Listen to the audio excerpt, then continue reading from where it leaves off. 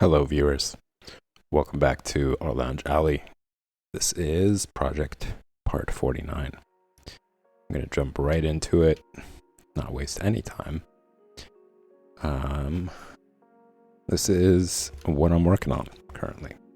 This is a piece from my imagination. It's a character that I've been thinking about, and it is developing, as you guys can see. I'm gonna get right into it, but first I have to find the, oh, it's right next to me. It's covered. I was looking for the pen. So yeah, what you're looking at over here, it's a futuristic world.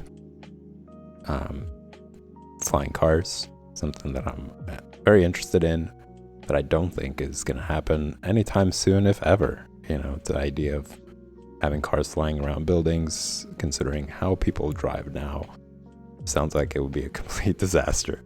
So it's not, for now, it's just a great idea when it comes to comics and movies.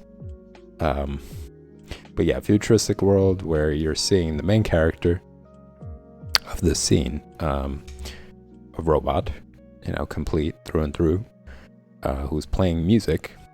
And the interesting part about this robot is that he doesn't really have a face. He has emojis for a face. So whatever he's feeling, whether he's angry, happy, or sad, or any other feelings in between, an emoji will pop up for it. But an excellent musician plays beautiful music, and he's surrounded by, in this scene, by people who are completely consumed by technology. So it's this kind of like switched position, right? Where it's like this complete technological being playing something very soulful and is part of reality, part of the real world, and engaging in a real world around people who are soulful, but who are completely engaged in a technological world. So it's like this flipped kind of existence. I thought that was pretty interesting. But yeah, I've been focusing a lot on trying to develop the background here. It is something that I feel like I need to put more effort into. I spend a lot of time on character development and people, and I feel like backgrounds really do need some love. And a lot of that inspiration also comes from some studies that I was doing, and you guys might have seen this previously, but for those of you who are just tuning in, this is a study I was doing of Mobius's work. If you guys aren't familiar, I highly encourage and recommend you guys to check out Mobius's work. The Motionless Bird is one of them. But it's a great comic book. I mean, he's such a fantastic artist, literally and figuratively. Like, he creates such interesting and beautiful scenes, very surreal. That's one of the reasons why I guess I'm so attracted to their work, is because I love surrealism. I think it's a very interesting, and if you flip through the books, if you flip through the pages and the stories, you'll see that a lot of his work incorporates that. You'll see these kind of like dreamlike state scenes and panels, and even storylines and characters, all of it combined together into this mixed world. You look at something like this and you would think of like a Western, where you see these characters here, but then you look at the backgrounds and you see birds that kind of resemble pterodactyls, and then you see these buildings that are gigantic, and they have these very interesting spaceship kind of looking shape to them, juxtapositioned with something that's kind of ancient. This pillar that's kind of broken. There's nothing really. It's like a monument really of time. This pillar kind of looks like something that belongs in the Roman period. But yeah, it's surrounded by these kind of like technological yet not buildings, and it's just very cool. I absolutely love his work and his creativity. So yeah, I've been doing the study. I've been trying to push myself to get to that same, or at least understand all these different little things about it, and of course practice hand-eye coordination, attention to detail, that whole thing. but just noticing all the little details on here, and some of the stuff might not make much sense, like, if you were to look at, whoops, let me just switch over to like a different color. If you were to like look at this, for example, this area right here, it's not really, there isn't anything real definitive about it. Like you could say, okay, there are windows, but there isn't, like if you look at that, it's like right above this section here, which it's kind of confusing, but it's still very cool compositionally, and it really it gets the message across. You're looking at a building, you're looking at areas where there's space for people to occupy. These little designs right here, just that as well. It's very cool. It adds something more beyond just very flat surfaces. And of course, all this actually is like my favorite part of this whole panel, or this page rather. It's just such a cool little scene. This store right here, or whatever it might be, really brings character to the whole panel. So anyways, I've been just doing some studying over there, and just trying to focus on backgrounds as well to bring out the scene, really. Just to give you a sense of like, yeah, this is a futuristic world. Buildings and architecture suggest us the same thing.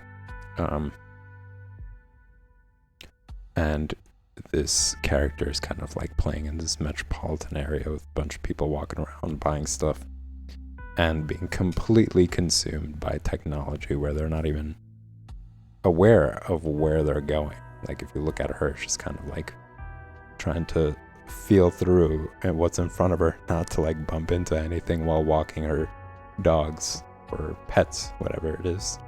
It's up to your imagination. Everybody's just kind of like in this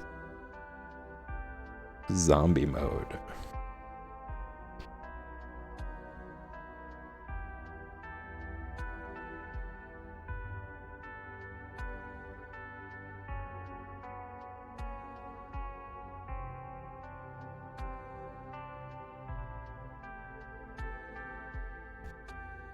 Gonna have to give Duke a little bit of attention.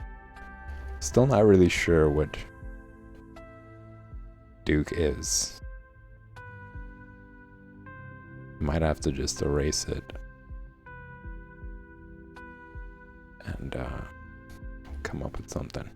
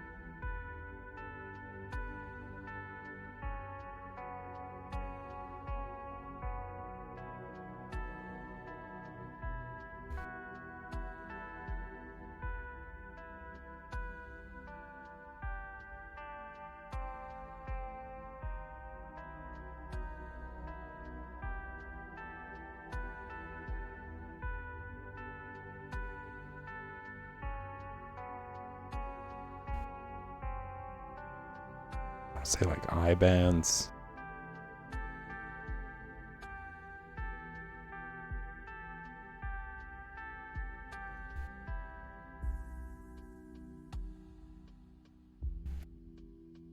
There's an idea. I could do like a icon for an eye.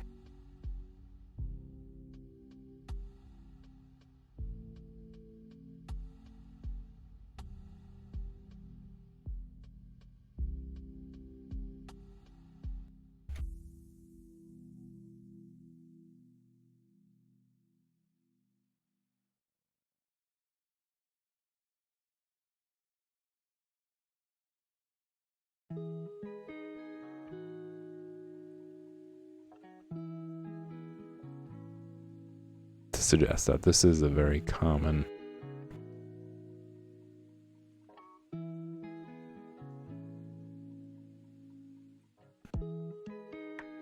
piece of technology.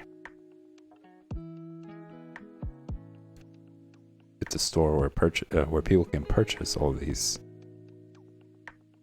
or fix, let's say, even their devices, upgrade their devices.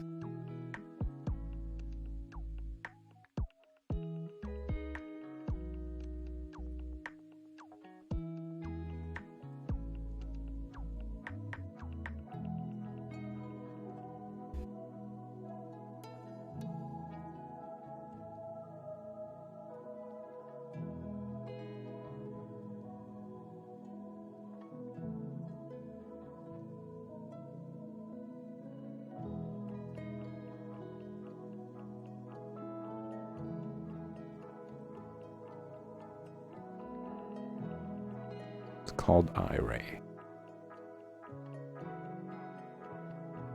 for now.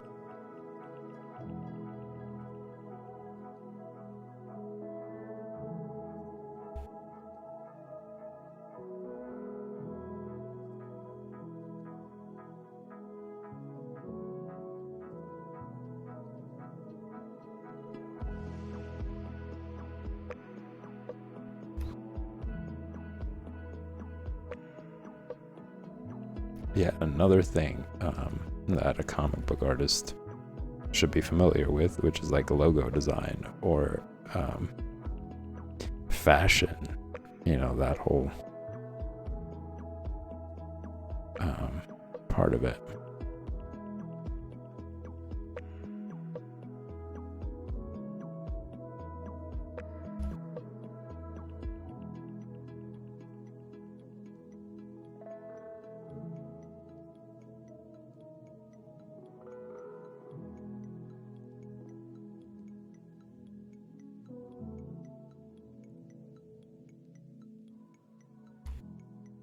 So I do have a little bit of a rant today. Actually, I was like, earlier today, I was watching just like a brief, short story. It was like a comic book thing that caught my eye. Constantine. It's based on John Constantine. And it was like this, I guess, conglomeration of different comic stories by DC, or it was part of the DC collection, and it was about Constantine being trapped in this eternity. He was trapped for eternity in this like cursed house or house of mystery or whatever. And he finds out that he's under the spell of just constantly being awakening in the same scenario over and over and over again. And he's trying to find out like who cursed him and put him there because he can't remember. So the premise is interesting, but the art was, in my opinion, terrible. It just kind of perpetuates this idea that for budget's sake, it shouldn't be too complicated. Something that they did with Batman the Animated Series. It was such beautiful work, such beautiful. It was a masterpiece. It was absolutely, well, I'm gonna say a magnum opus, not a masterpiece. I'm anti that word, master. It's just find it to be a fascist word, and it doesn't have any real purpose. But yeah, not getting into that, but just going back to it, it was definitely a magnum opus, but as it furthered in the seasons, it really started to turn terrible as far as animations go. And from doing a little bit of digging, this is something that I talked about before, I discovered that since they switched over from Fox to WB was telling them that we don't want more of the same. This is a kid's story, so it should appeal to kids. So I still believe that it was a blatant attempt to sabotage a magnum opus, something that was amazing and caught so many people's attention, like various age, obviously. It's timeless. It really doesn't, if you were to watch it, I have been actually watching it recently, and still the story really resonates. It has mature content in there and mature ideas. The acting is great, the cinematography is great. I mean, angles and art in general, it's beautiful. So is the music. But yeah, I was just watching this and I was just so put off by the art. It was, again, this very simplified piece of work. And a slightly interesting story, that wasn't really too long. It was kind of a short, I want to say maybe 15-20 minute, if even. But the art completely ruined it. I didn't even finish watching it because of that.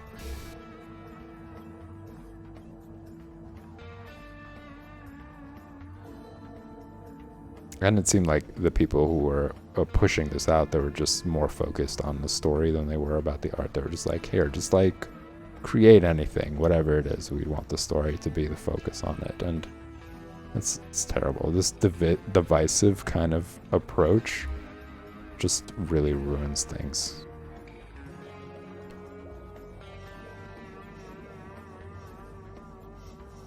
For a great piece of work, it has to have both. It has to have amazing art. Because there's been times where I would see something that has beautiful art, but actually I think it's more rare to see beautiful art and terrible story. Like the times that I have seen beautiful work done, the art was always incredible.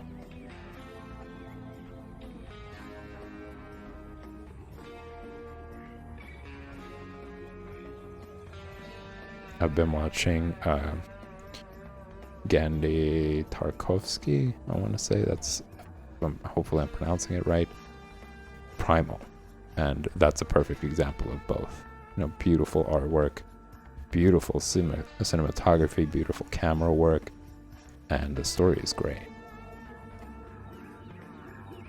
It just combines both of them together.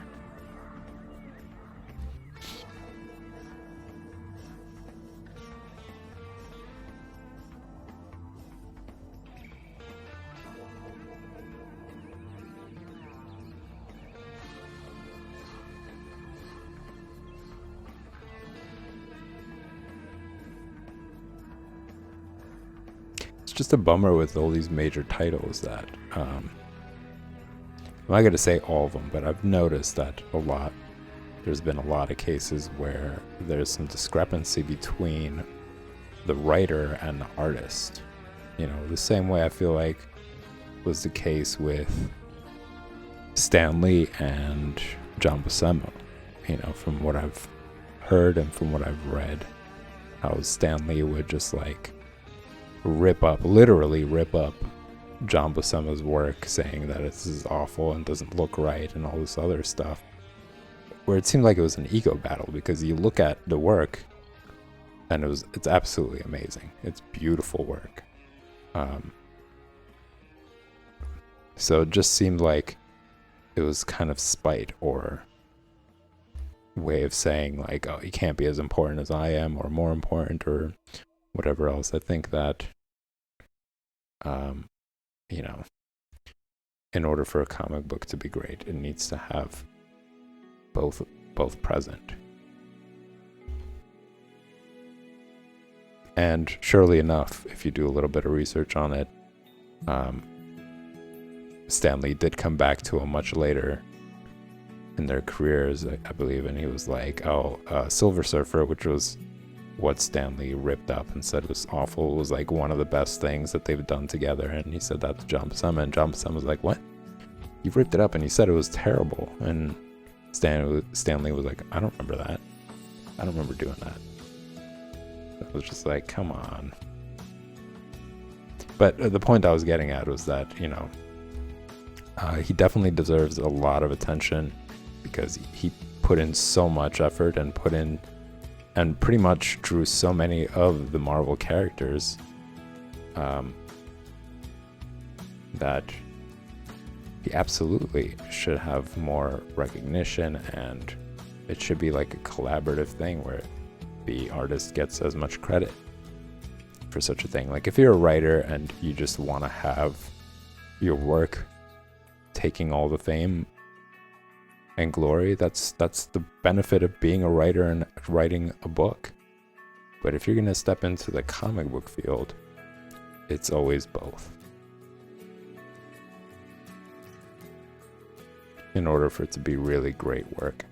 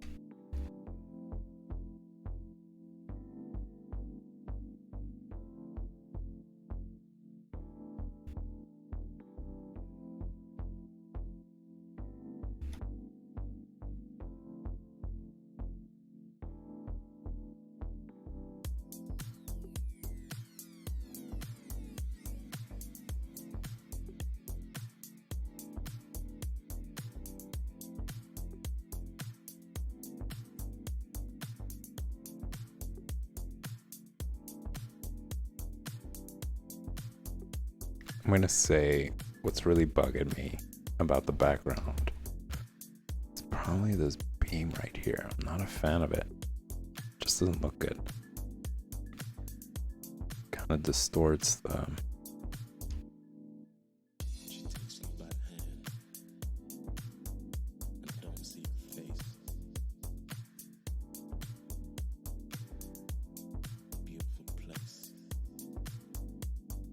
distorts the drawing for me, so I'm gonna see if I could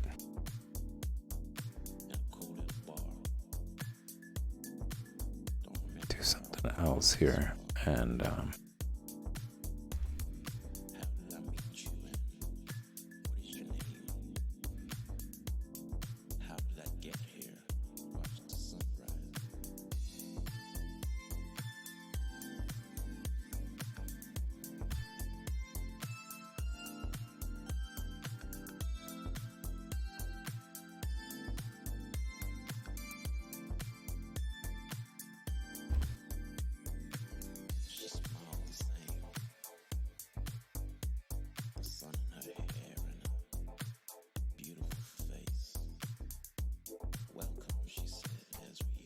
maybe like a roof on top.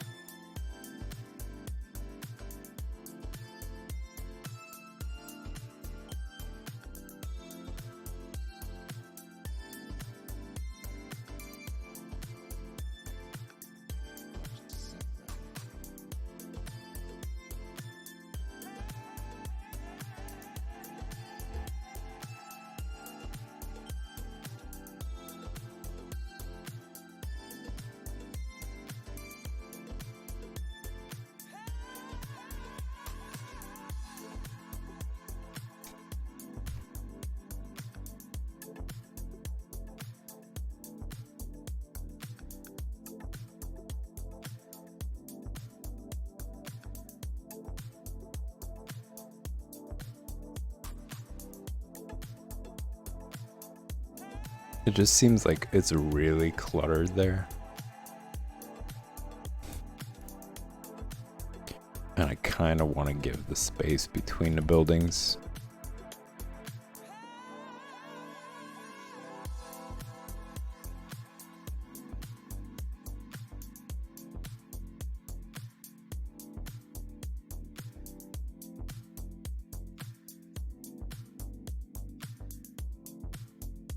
So I'm gonna have to do a little operation here.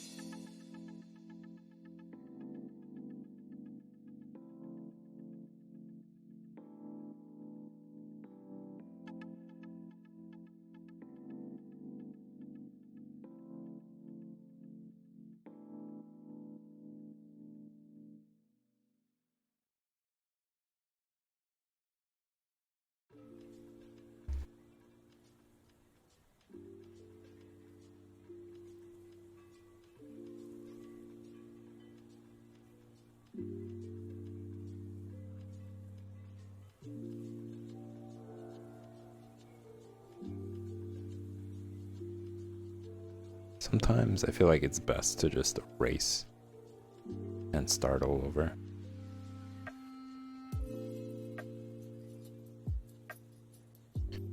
Rather than just continuously tweaking something and just overworking it. I think this is just one of those cases where just starting all over. Redesigning things.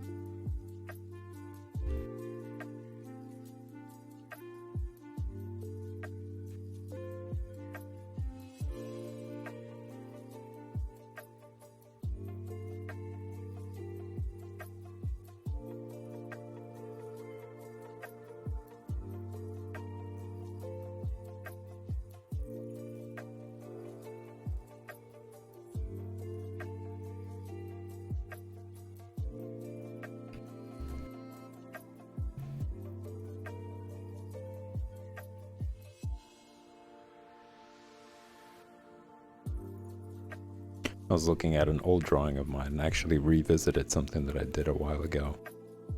And it reminded me how things like windows, how you draw the windows, you know, how many you draw going across, play into composition. You know, that you could absolutely take away, like add or subtract certain features or how they show up.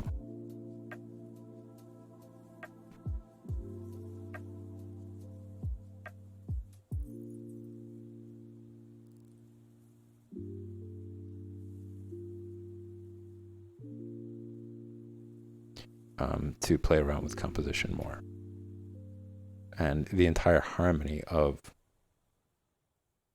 the drawing.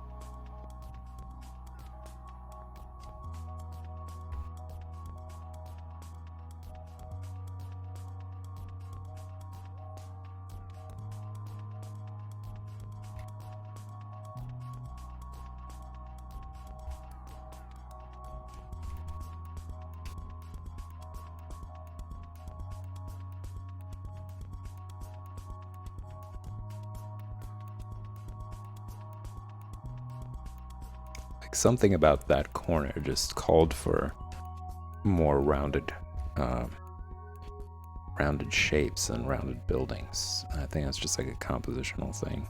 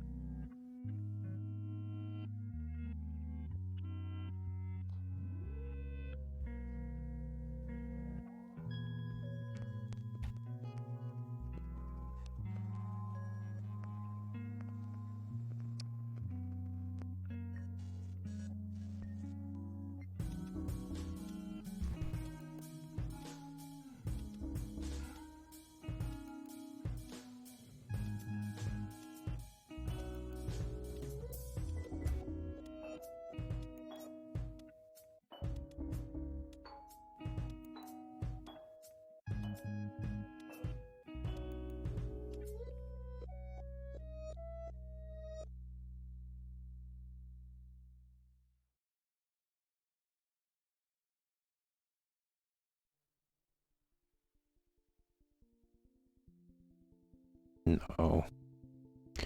It just this, in some ways, there are certain details that just end up bringing it too much attention. Like that's the pitfall of overworking things.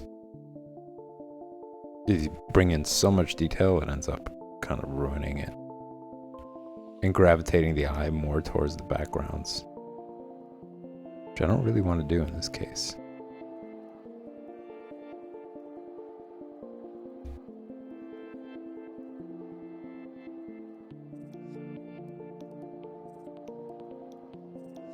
I just want them to add more to the scene.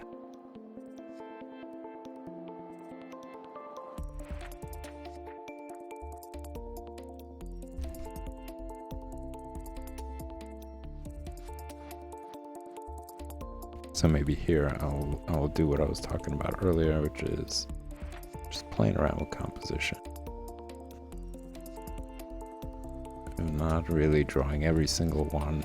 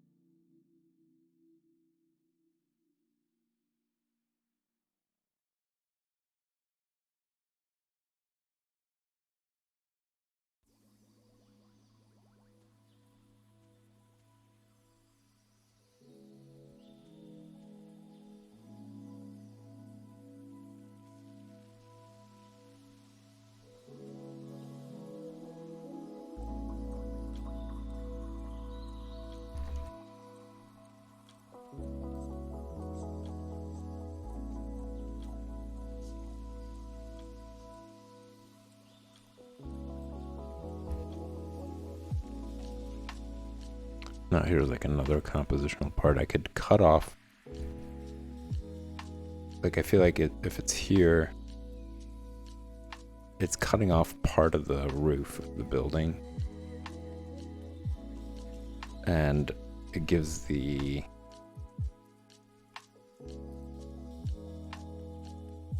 I don't know, it gives the image a bit of like an incomplete feel.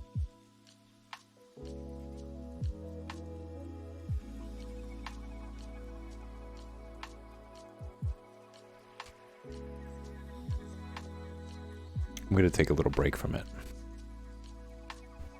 right after I add a couple of more details to this building here.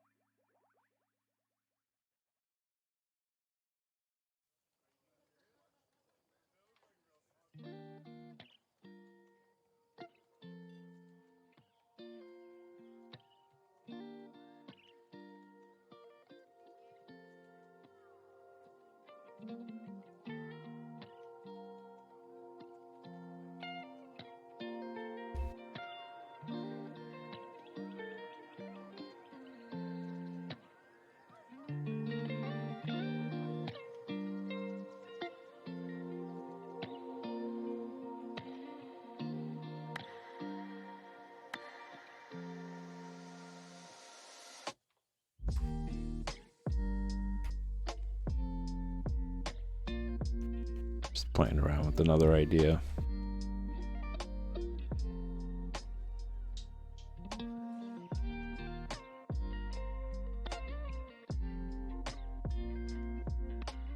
No, definitely not adding that circle there.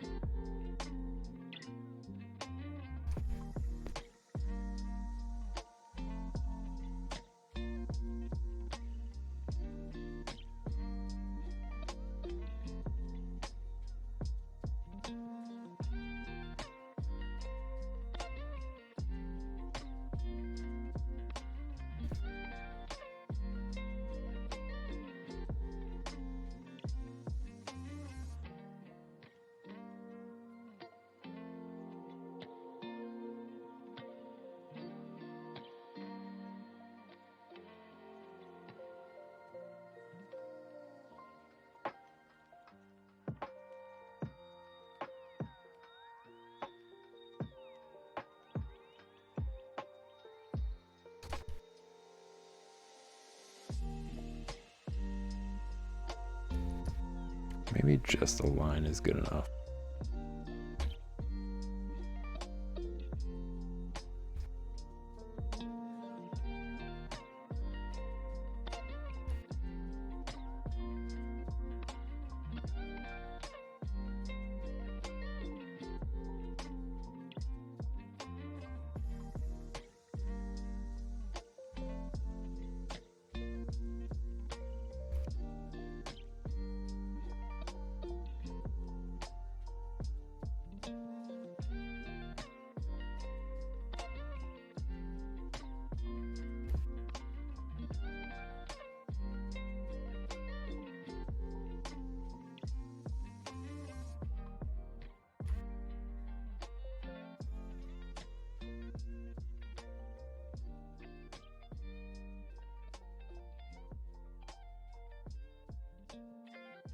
Ooh, that's a good detail. Gonna go along with this.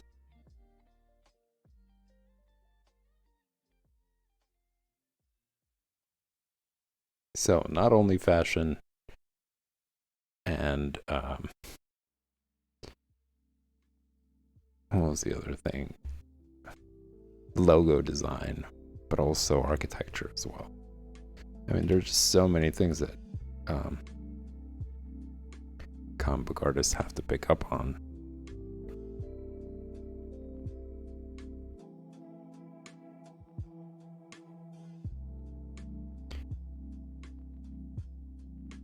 And that's one of the reasons why I recommend, and a lot of other artists and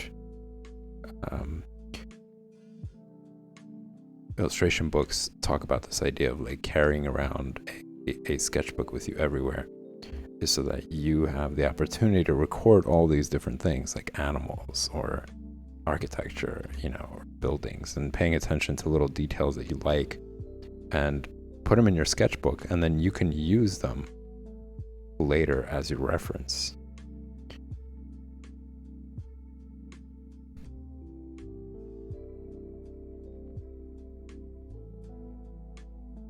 They could be used as your inspiration for a scene or design.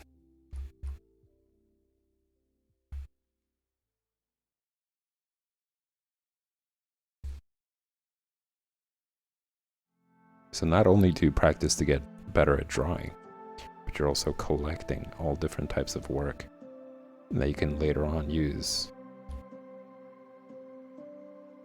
for your projects or whatever else you got going.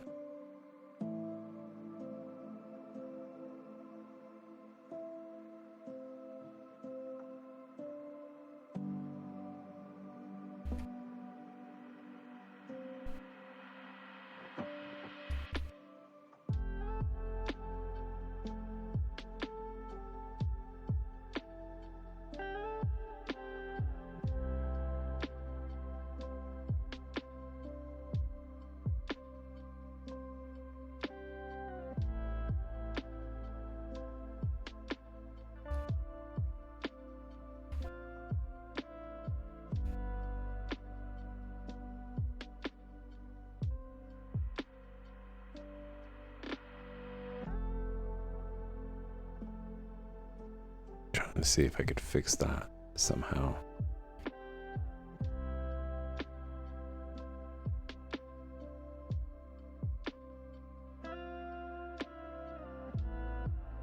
There's something about it. I mean, it kind of works, it doesn't. I don't know. I'm caught in the middle with it.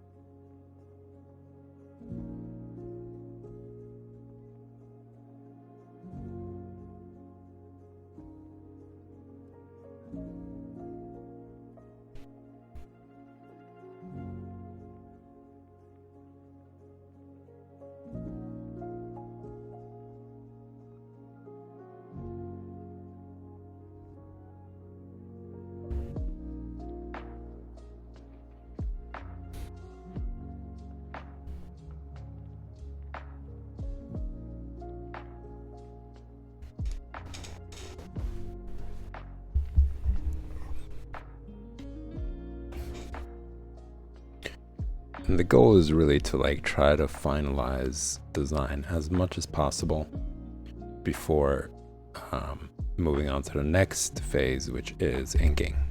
So I'm pretty happy with the characters, and I'm sure as I'm gonna ink, I'm gonna make some adjustments and add certain details that you don't see at the moment. But for the most part, I really want to get down to details before switching over to inking.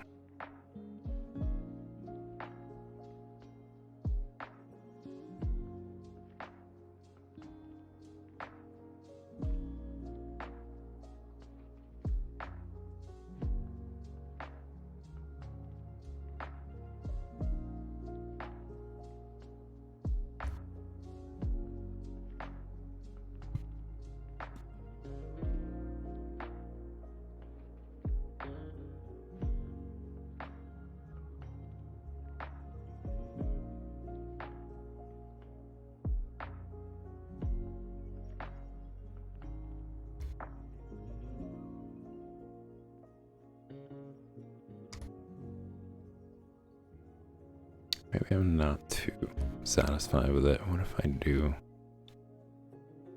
this instead?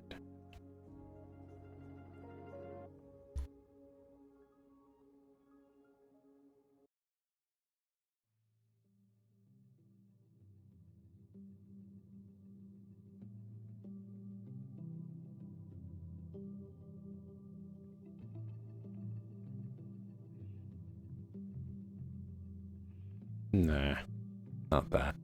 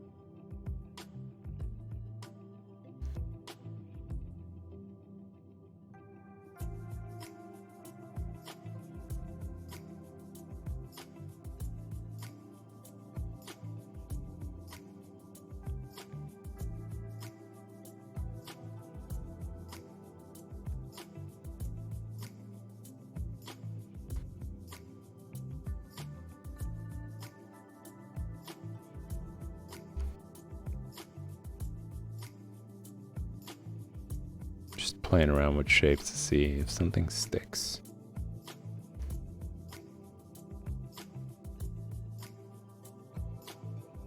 I'm not sure if it's because I'm focusing so much on that area.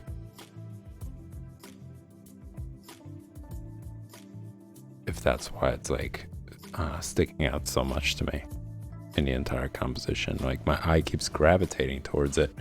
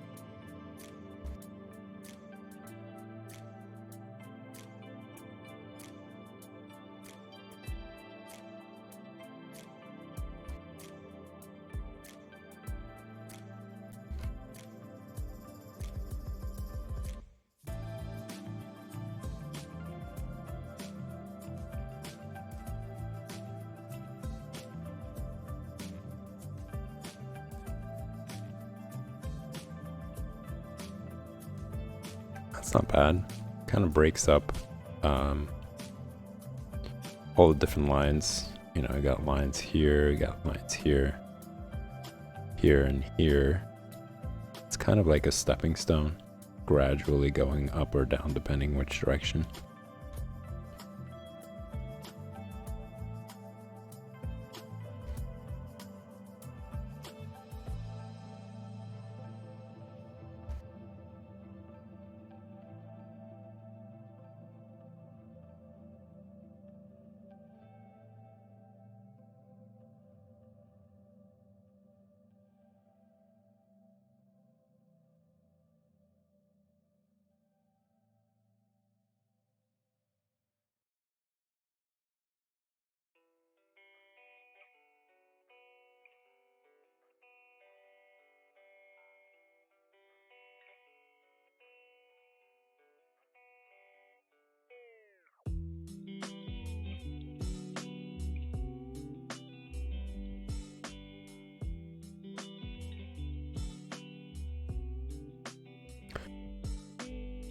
Well, I'm gonna have to end the stream here, ladies and gents.